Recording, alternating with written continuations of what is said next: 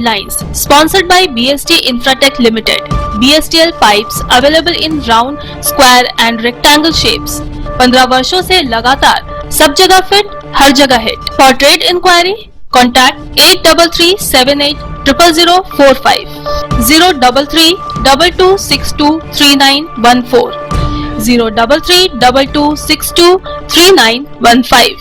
অন্নপূর্ণা যোজনার তহবিলের টাকা এখনো ব্যাংক অ্যাকাউন্টে জমা না হওয়ায় ক্ষোভে ফেটে পড়েছেন মহিলারা।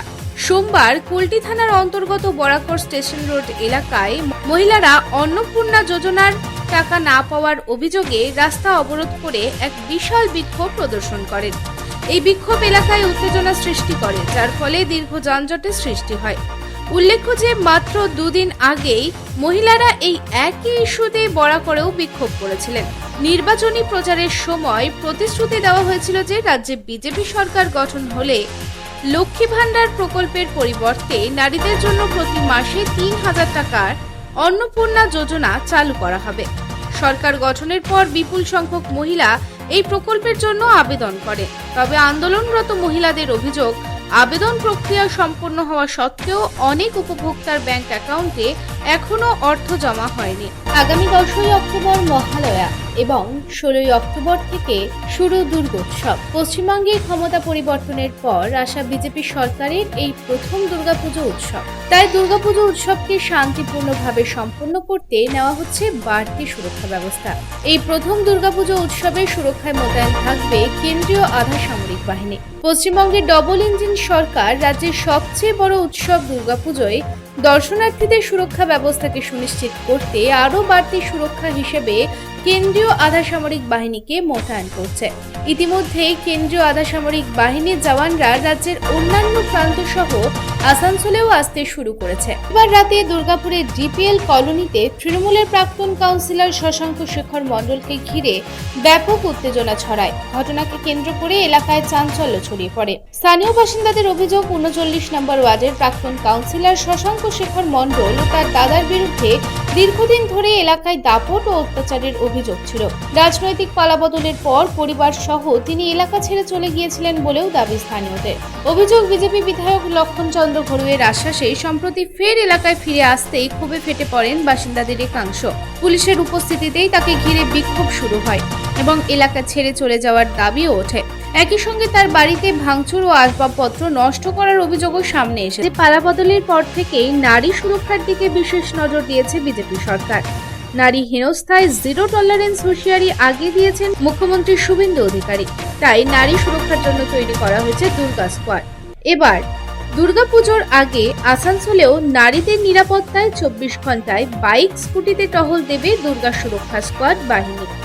আসানসোল দুর্গাপুর পুলিশ কমিশনারেটের উদ্যোগে সোমবার আসানসোলের পুলিশ লাইনের শরৎ মঞ্চে আয়োজিত এক বর্ণাঢ্য অনুষ্ঠানে প্রধান অতিথি হিসেবে উপস্থিত হয়ে দুর্গা সুরক্ষা স্কোয়াড বাহিনীর উদ্বোধন করলেন রাজ্যের পুর ও নগর উন্নয়ন মন্ত্রী অগ্নিমিত্রা পাল।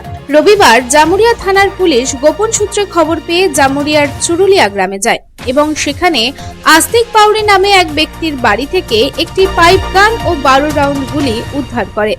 জানা গেছে, ধৃত আস্তিক বাউরি জামুরিয়া চুরুলিয়া গ্রামের বাসিন্দা। রবিবার জামুরিয়া থানার পুলিশ ধৃত আস্তিক বাউরির বাড়ি থেকে একটি পাইপ গান ও 12 রাউন্ড গুলি উদ্ধার করার পর তাকে আটক করে এবং আজ অর্থাৎ সোমবার সকালে ধৃত আস্তিক বাউরিকে আসানসোল জেলা আদালতে নিয়ে যাওয়া হয়। চিকিৎসায় গাফিলতির জেরে রোগীর মৃত্যুর অভিযোগকে কেন্দ্র করে ব্যাপক উত্তেজনা ছড়ালো জামুরিয়া থানার আকুলপুর স্বাস্থ্য কেন্দ্রে। মৃত রোগীর নাম 45 বছর বয়সী বুধনি হেমব্রম। তিনি জামুরিয়ার দামোদরপুর ছাতাডাঙ্গা আদিবাসী পাড়ার বাসিন্দা ছিল বলে জানা গিয়েছে। কলকাতার ফুটপাতে নাতির জন্য দুধ গরম করছিলেন এক বৃদ্ধা। তাকে সেই কাজে বাধা দেন রাজ্যের পুর ও নগর উন্নয়ন মন্ত্রী অগ্নিমিত্রা পাল। সেই ঘটনাকে কেন্দ্র করেই তোলপাড় রাজ্য রাজনীতি। কড়া সমালোচনার মুখে পড়েন মন্ত্রী অগ্নিমিত্রা পাল। কিভাবে একজন মন্ত্রী দুধের শিশুর মুখে গ্রাস কেড়ে নিতে পারে, সেই প্রশ্নেই তোলপাড় সোশ্যাল মিডিয়া। এবার সেই বিতর্ক প্রসঙ্গে মুখ খুললেন মন্ত্রী অগ্নিমিত্রা पाल। बंगाल के साउथ 24 परगना जिले के बारुईपुर के नॉर्थ टंगबेरिया इलाके में बीजेपी कार्यकर्ता बापी प्रमाणिक की पीट कर हत्या का मामला सामने आया। इस घटना के बाद इलाके में तनाव का माहौल है और हत्या के मामले में बीजेपी के ही एक लोकल नेता का नाम सामने आने के बाद राजनीतिक विवाद और गहरा हो गया है। परिवार और स्थानीय लोगों ने आरोप लगाया कि बीजेपी नेता सुजान मंडल ने टीएमसी से जुड़े कुछ लोगों के साथ मिलकर बापी प्रमाणिक की हत्या की साजिश रची। परिजनों के मुताबिक बापी लंबे समय से बीजेपी के एक्टिव वर्कर थे। परिवार का दावा है कि टीएमसी से कथित राजनीतिक उत्पीड़न के कारण उन्हें करीब 10 साल तक घर से बाहर रहना पड़ा था। গত 16 আগস্ট বীরভূম জেলায় অবস্থিত ধর্মীয় স্থল তারাপীঠে ভয়াবহ অগ্নিকাণ্ডের ঘটনা ঘটে এবং তার ঠিক দুদিন পরেই কলকাতার নিউ মার্কেটের মির্জা গালিব স্ট্রিটে হোটেল শিখা ইনে ভয়াবহ অগ্নিকাণ্ডের ঘটনা সামনে আসে। এই অগ্নিকাণ্ডের ঘটনায় মোট 18 জন নিহত হন। তবে এই ঘটনার রেশ কাটতে না কাটতেই আবারও কলকাতায় একটি ভয়াবহ অগ্নিকাণ্ডের ঘটনা সামনে এলো। কলকাতা বিমানবন্দরের কাছে যশোর রোড সংলগ্ন বাঁকড়া এলাকায় একটি গাড়ির শোরুমে হঠাৎ আগুন লেগে যায়। এই ভয়াবহ অগ্নিকাণ্ডে প্রায় 30টি গাড়ি পুড়ে ছাই হয়ে যায়। এই ঘটনার খবর পাওয়া মাত্রই আতঙ্ক ছড়ায় এলাকায়। এদিন আগুন লাগার খবর পাওয়া মাত্রই দমকলের 5টি ইঞ্জিন ঘটনাস্থলে পৌঁছায়, তবুও আগুন নিয়ন্ত্রণে আসে না এবং তারপর আরো 3টি ইঞ্জিন ডাকা হয়। মোট 8টি ইঞ্জিনের প্রচেষ্টায় আগুন নিয়ন্ত্রণে আসে। কলকাতার সরকারি স্কুলের সাপের আতঙ্ক। ভবানীপুরের ঐতিহ্যবাহী মিত্র ইনস্টিটিউশনের মর্নিং সেকশনের প্রথম শ্রেণীর ছাত্রকে সাপের কামড়। সাপের কামড়ের ঘটনায় রীতিমতো চাঞ্চল্যের সৃষ্টি হয়েছে। জানা গেছে শিশুটির নাম দৃপ্ত পাল। সে টালিগঞ্জের বাসিন্দা। ভবানীপুরের মিত্র ইনস্টিটিউশনের প্রথম শ্রেণীর পড়ুয়া। সোমবার সকাল 8:30 নাগাদ টিফিনের বিরতি চলছিল, সেই সময় তাকে সাপে ছোবল দেয়। এই ঘটনা জানাজানি হতেই স্কুলে আতঙ্ক ছড়িয়ে পড়ে। স্কুল কর্তৃপক্ষ খবর পাওয়ার পর তড়িঘড়ি করে শিশুটির বাড়িতে খবর দেয় এবং সঙ্গে সঙ্গে শিশুটিকে এসএসকেএম হাসপাতালে নিয়ে যাওয়া হয়। হাসপাতাল সূত্রে জানা গিয়েছে শিশুটি বিষক্রিয়ায় আক্রান্ত হয়েছে কিনা তা নির্ণয় করতে রক্ত পরীক্ষা করা হয়েছে। সোমবার সকালে কলকাতার স্বনামধন্য এসএসকেএম হাসপাতাল চত্বরে ঘটে গেল এক মর্মান্তিক দুর্ঘটনা। জানা গেছে সোমবার সকাল 8টার দিকে এসএসকেএম হাসপাতালের ট্রমা কেয়ার ইউনিট ও ইউরোলজি বিভাগের কাছে হঠাৎ একটি গাছ ভেঙে পড়ে। গাছের নিচে দাঁড়িয়ে থাকা বেশ কয়েকজন আহত হয়, যার মধ্যে এক রোগীকে দেখতে আসা তার আত্মীয় বীরভূম জেলার নলহাটির বাসিন্দা বছর 46-এর রাহিদা বিবি নামে এক মহিলার ঘটনাস্থলেই মৃত্যু হয়। জানা গেছে গাছটি অনেক পুরনো ছিল এবং অনেক দিন ধরে শুকনো ও বিপজ্জনক অবস্থায় পড়েছিল। कोलकाता के ऐतिहासिक और देश के प्रमुख धार्मिक स्थलों में शामिल कालीघाट मंदिर की सुरक्षा व्यवस्था को और मजबूत करने के लिए नेशनल सिक्योरिटी गार्ड यानी एनएसजी की ओर से 4 दिवसीय ऑपरेशन रिसेस शुरू किया गया।